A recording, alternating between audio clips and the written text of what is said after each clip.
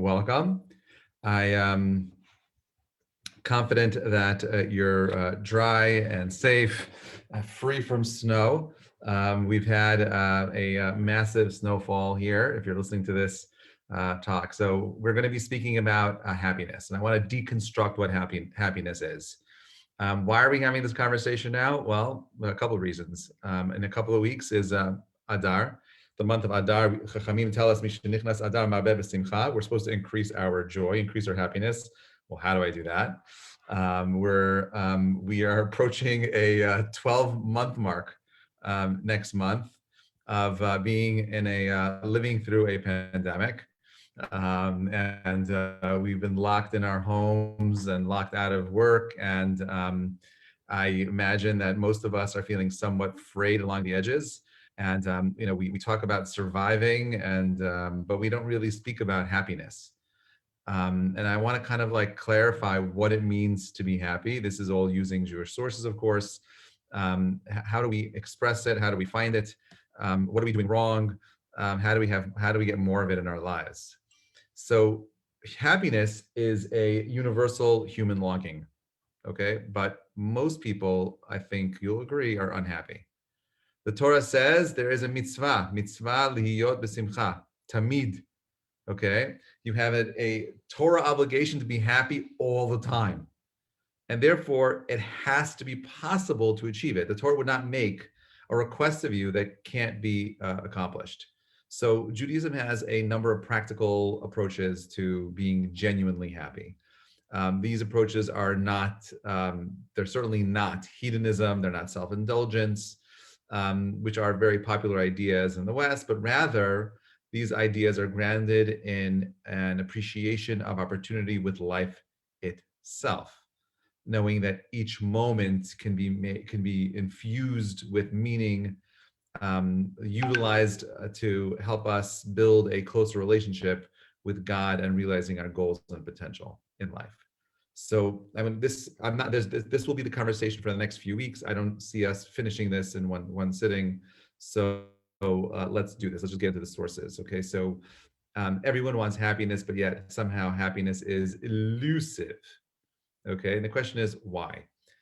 There is a great article written by the American Psychological Association, and they compared people in America from 1957, right, and to today. Now, so compared with Americans in 1957, today we own twice as many cars per person. We eat out twice as often as and enjoy endless other commodities that weren't around over 70 years ago. We got flat screen TVs, microwave ovens, SUVs. We have our cell phones, our smartphones, all these devices, but somehow we are not any happier than we were before. Okay, so this is a quote from the American Psychological Association. Compared with their grandparents, today's young adults have grown up with much more affluence, slightly less happiness, and much greater risk of depression and assorted social pathologies.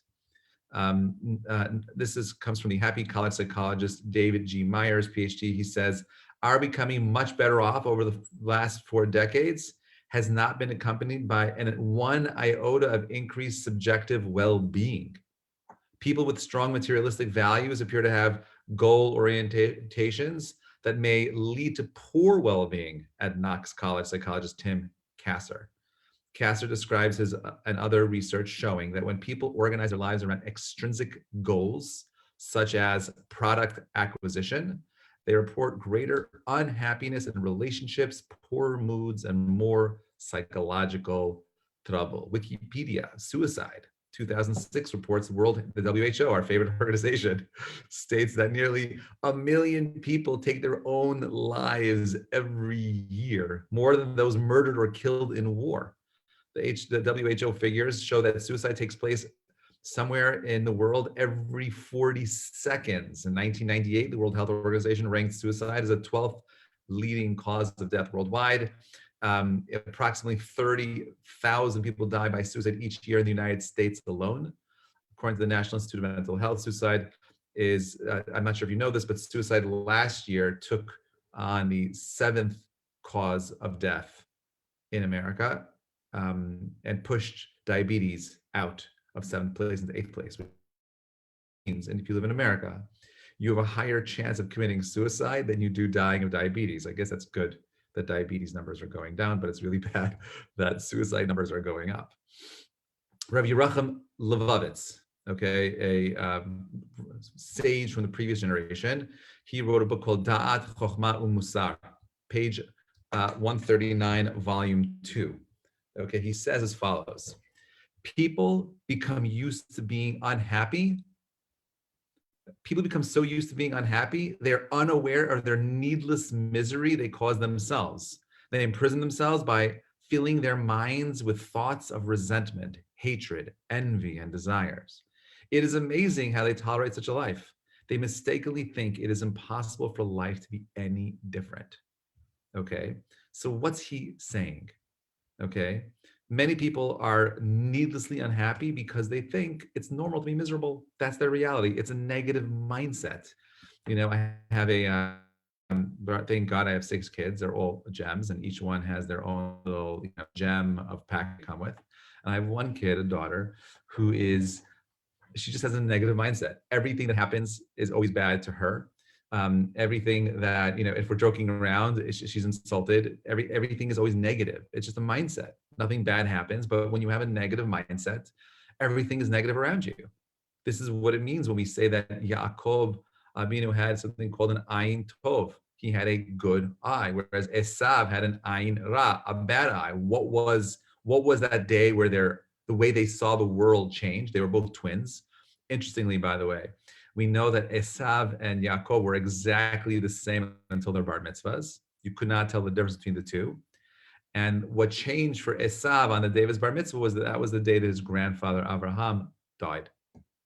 And Esav made the following, calculation. He said, if my grandfather, who was such a amazing, loving, caring, giving, kind, chesed-oriented man, who was feared by armies, who was revered by the intellectuals, could die, I can't be a part of this world. Everything is bad. He was a complete hedonist. He could not see beyond the physical world. So he internalized this negative aspect, and it destroyed him ultimately.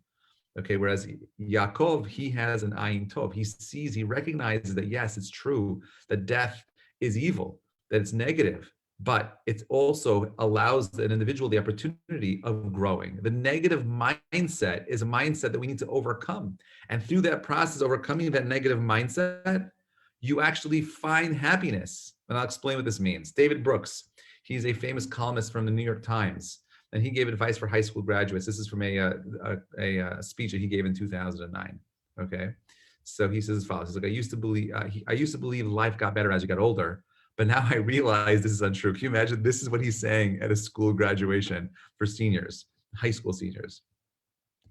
At the moment, I'm thinking of talking about the chief way our society is messed up.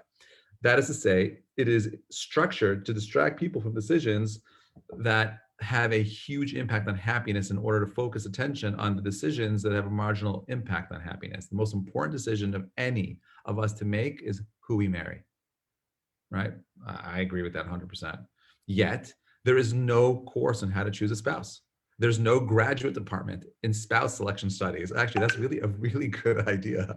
There should be a scientific way of, figuring out how to choose someone to marry, the perfect match for the perfect spouse. Institutions of higher learning devote most resources to semiotics than love. The most important talent any person can possess is the ability to make and keep friends, and yet here too, there's no curriculum for friend keeping. The most important skill a person can possess is the ability to control one's impulses. Here too, we're pretty much on our own. These are all things with a provable relationship to human happiness. Instead, society is busy with all decisions we have to have that have a marginal effect on human happiness. There are guidance offices to help people in the monumental task of selecting a college. There are business schools offering lavish career placement services. There are vast media apparatuses offering minute advice on how to furnish your home and expand your deck. To get information on private affairs, you have to go down market to Oprah or Dr. Phil. Why are they the ones who have access to information on meeting life's vital needs? Now, I would say that no, that if you're right, if you live in a life void of Torah, you live a life void of mentorship, okay, of Rabbanim and Rebbitzin, you're right. You're gonna have to go to Oprah and Dr. Phil, or whoever the modern day equivalent is today, to find your happiness. But there is no real academic way of thinking about happiness. It was Tal Shachar, who in Harvard a couple of years ago, he actually left, ran the most attended course in Harvard called Happiness and How to Be Happy. Right? Why is it that if everyone wants to be happy, everyone wants to have a good life, everyone wants to be married, everyone wants to have these things. But why are we trained in having those things? Right? Shouldn't we spend time thinking deeply about, well, what does it mean to be in a relationship? How do I keep friends? How do I build relationships with a spouse? How do I find that person? How do I find happiness? How do I become a better, greater human being? But those are not things that we learn anywhere. We don't even learn how to invest our money that we make. There's no nothing. You're on your own.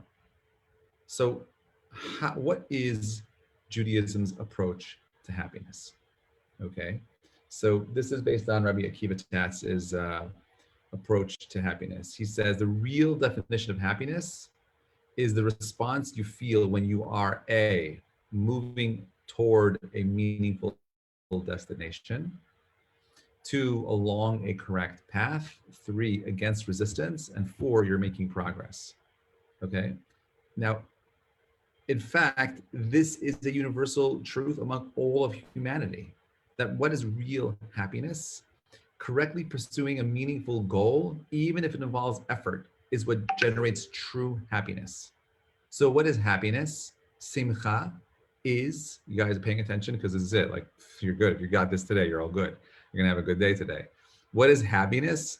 Happiness is the response when you are reaching your goal, you're on the right path, against resistance, you're overcoming a challenge, and 4, you are making real progress. That is how you elicit happiness. If you're just waiting around to be happy, you'll be waiting for a really long time. It's not how happiness works, right? How are you moving towards a meaningful destination? Are you currently along the right path? Are you overcoming the resistance? Are you making progress? I want you to know I have a really big driveway. I made a lot of progress shoveling yesterday. Okay, I got a lot of resistance training in my arms, my back. I'm feeling really strong. I feel very ripped right now.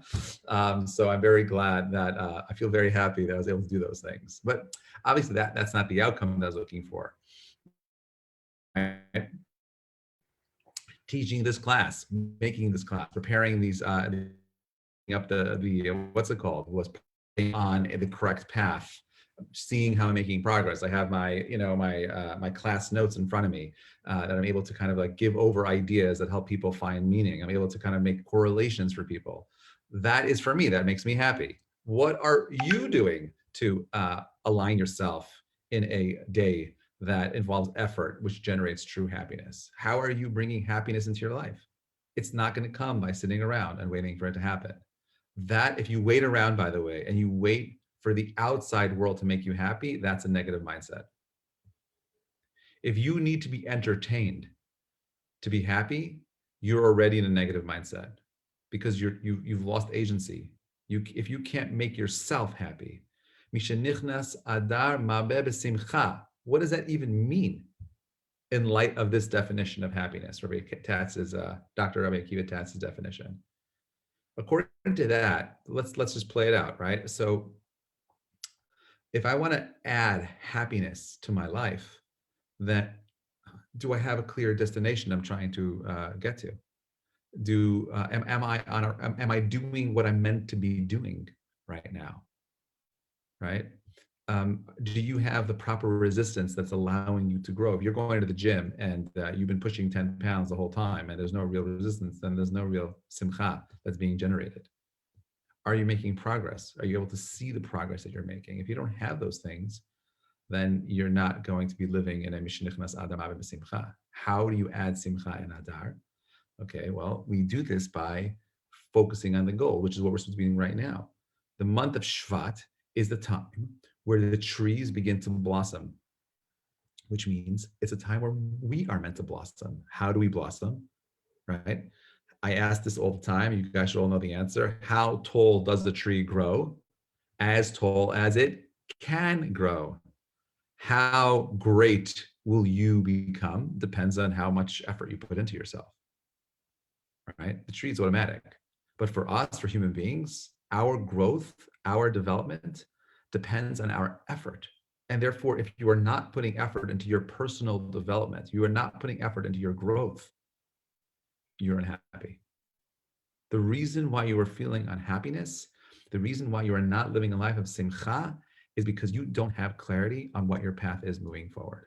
You have not figured out what your meaningful destination looks like. You are not able to measure your progress. You don't have any way of measuring resistance that you're overcoming. Now, this is a universal fact, okay? You have John D. Rockefeller. He's an American industrialist and philanthropist.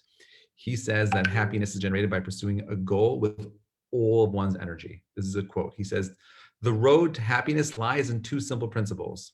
Find what interests you and that you can do well in, and put your whole soul into it, every bit of energy and ambition and natural ability you have. That is how you find happiness. And the opposite, a life without any meaningful goals, can be the source of not only unhappiness, but also of mental illness. This is a Mishnah in Ketubot.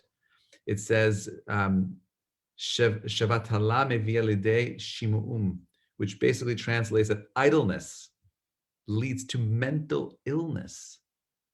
You know how you get sick? You know how you get mentally ill? God forbid. You get mentally ill by not having any meaningful goals. It's a cancer for us. It's like a weird thing. Like, I need to find some level of challenge to overcome. I was this is like in 2011. I was at a conference in Denver, Colorado. I'm not sure if anyone ever has been to Denver. Denver's gorgeous. It's beautiful there. Okay, there's never any traffic. Lots of big open roads. Everyone's got nice houses. You got these ridiculously gorgeous views. I was there. I was picked up in a cab. Marijuana was legalized, and I was like, I opened the cab door and like a plume of like smoke, like just like piled out of the car. And I'm like, oh, I'm like, he's like, it's okay, it's legal, man. Come on, come inside. So I get into the car and I'm driving around, and I finally get to my destination. And this is like I don't know, like 4 o'clock. It was rush hour, but there was no traffic. So I look at my friend I'm sitting with. I said to him, I guarantee you the suicide rate in Colorado is higher than it is in most other states in this country. He's like, no way.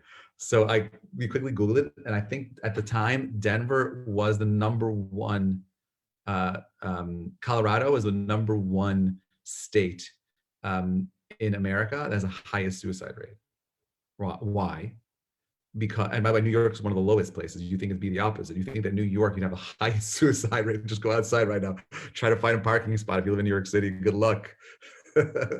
You'll be buried in. It'll take you weeks to get out of that car. I saw cars, mamash, the whole car is buried. I see SUVs just buried in snow. They're just like dumped like this, like tons of snow on top of these cars. So why is it that New York has a lower suicide rate? It's going to sound crazy. But because of the challenge of living in New York City, the challenge of living in the tri-state, overcoming that challenge gives you a will to live. Having no challenge, having no obstacle to overcome, having no desire to push beyond the current circumstances leads to depression, leads to mental illness. Highest suicide rate in the country are in countries that are suburban, wealthy, right? And the question is why? Why is it that that you have white males among the highest demographic in the United States of committing suicide? They're the wealthiest, they're the best educated, they have most opportunities. Makes no sense. Well, it depends on how we educate people to find simcha, right? So Viktor Frankl, if you have not read Viktor Frankl's Man's Search for Meaning. I encourage you to just like click end the meeting right now, go to Amazon and go buy Viktor Frankl's Man's Search for Meaning. It's a must read. Everyone has to read that book. Everyone has to know what he says in that book. It's very, very powerful. Now, he wrote another book that most people are not familiar with. It's called The Unheard Cry for Meaning. And he says, this is a quote, he says, man is always reaching out for meaning, always setting out his search for meaning. In other words, what I call the will to meaning is even to be regarded as man's primary concern. And therefore, if you don't have this desire to find meaning, we find meaning through overcoming obstacle, you don't have that, you're breaking yourself down psychologically. We are preconditioned, hardwired. The programming in our mind is set to overcome challenge, figure out how to solve problems, problem solvers. That's what we want. That's what our brains are set to do. Judith Michel wrote another very great book called Beyond Your Ego. This is one of the first Jewish books I ever read. Beyond Your Ego. I'm not sure if it's still in print anymore, but it was the first book of psychology. I changed my major from biology. Actually, I got my bio major. I also did a major in psychology because of this book. And she says as follows, she said, the major activity of human beings is to extract meaning from their encounters with the world. In his book, The Unheard Cry for Meaning, Frankl quotes a study of 60 students at an American university who had attempted suicide. The reason they give for suicide attempt of 85% of the students was that, this is a quote, life seemed meaningless. You're a college student. You have all of these amazing opportunities, your whole life in front of you. You're between the ages of 18 and 22. Remember those days, right? And for these kids, life seemed meaningless. Well, how do you get there? How do you get there? If life is just about money, if life is just about having nice things, driving fancy cars, wearing nice clothing, going on vacations, Mechila, I'm sorry, you should have those things. Have a nice car, have a nice home, wear nice clothing, but that's not the goal. That's not the focus. That's not where my simcha comes from. If that is the goal, you're right. I agree with these kids. Life is meaningless. This is why, by the way, why it's so important to have a belief in God. Without a belief in God, it's very hard to explain why we need to put all this effort into just amassing some nice steaks and pizzas and clothing for what? Like, why bother? Who cares? They say today, they say that for most white males, they say like this: if I'm going to die, I want to die at the prime of my life. I want to die in my 30s because I want to live like a Spartan and die like a Spartan. And I'm going to put every single effort, every ounce of my energy into having as much fun, pleasure as I possibly can until I burn myself out. And then when I want, I'll take my life because there is no meaning to life. Okay, so let's do this. We're gonna do one. I'm gonna try to do this part over here. I'm gonna go a little quicker. There's someone by the name of Rabbi Nassim Tzvi Finkel of Slobodka. He is a called Tzafon, and he says as follows: he says, "Man was created to derive pleasure from the Almighty." This is a quote from Masechet Yesharim. This pleasure does not refer to, only to the next world, but also to this world. Every person is surrounded by limitless potential for pleasure and enjoyment. The world and all of its details is a source of pleasure. A person's experience in his physical and spiritual areas give him the potential for happiness without end. Spiritual experiences, okay, have the potential to give him happiness without end. What does that mean? Okay, what does that mean? That means that if you don't have spiritual goals, what's the spiritual goal? I'm lazy. I'm a negative mindset. I'm unhappy. I am working on building my character. I am thinking about doing chesed. I'm thinking about doing something that gets me out of the cycle of letting life happen. And I'm getting a mindset into I want to make life happen. The avodah, the work that we do in life is what brings us simcha. You're not going to find happiness just by sitting around. It's not going to happen. If you are not proactively thinking about how you're going to be giving back to things around you, I'm sorry, Mechila, you're going to be on Prozac. Saying like you're going to need to take some kind of pills to allow you to distract yourself from the real problems. From Noah Weinberg, this is if you remember, we were talking about the 48 paths to greatness. This is the 31st path. Next to love of God, all other pleasures are insignificant. You could have a delicious pizza, lots of money, love, and power, but humans yearn to transcend the mundane side of daily life. That's what gives mystery, magic, and miracles. These things capture our imagination. When all is said and done, no human being is truly satisfied unless he reached out and connect with the infinite. And he transcends this physical dimension. And we all want to connect with that which encompasses all pleasure, not just a pleasure, because nothing finite, nothing bound up in this world can compare to the infinite, right? We all are looking for not temporary satisfaction. We want infinite satisfaction. Therefore, there's nothing as satisfying as pursuing a relationship with God, because God is the source of infinity. This is a verse from Devarim, right? We say Shema Yisrael Hashem Elokeinu Hashem Echad, right? What's the next pasuk? Ve'ahavta et Hashem Elokecha b'chol levavcha u'b'chol nafshecha b'chol meodecha, right? Shema Yisrael, hear, O Israel, God, our Lord, God is one. You shall love God, your Lord, with all your heart, with all your soul, and all your moadecha, your resources. Okay, Devrei Hayamim, Yismach Lev Mevakshe Hashem. A gladdened heart is one who seeks God.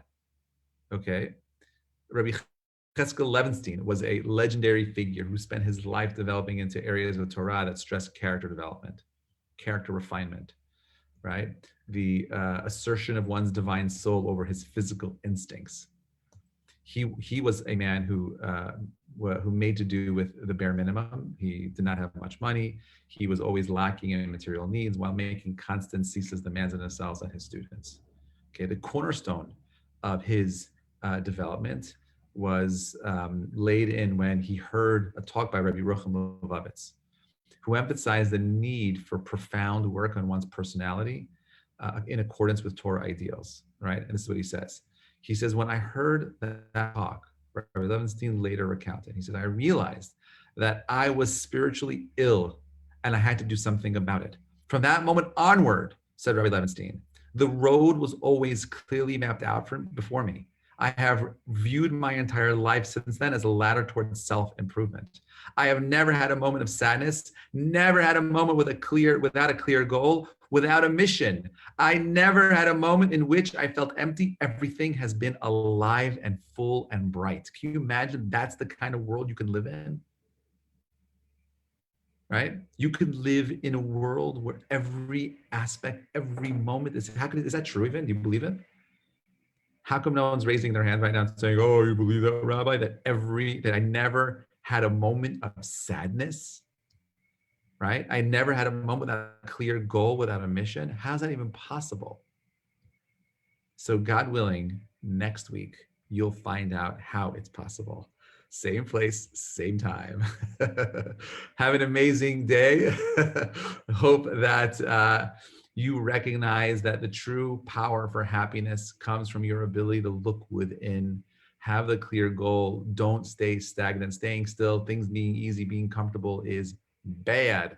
I'll end with my favorite quote from Wim Hof, right? Wim Hof is he's a very interesting character. You could Google him later. Wim Hof says that your body needs to have extreme challenge, and therefore you have to go out and you have to expose your body to the elements. I have a friend who loves Wim Hof. I spoke to him yesterday. He's British. So he calls me up. He's like, Reuven, come over. I'm like, what's going on? He's like, I'm sitting outside in my trousers and boots and gloves and a hat.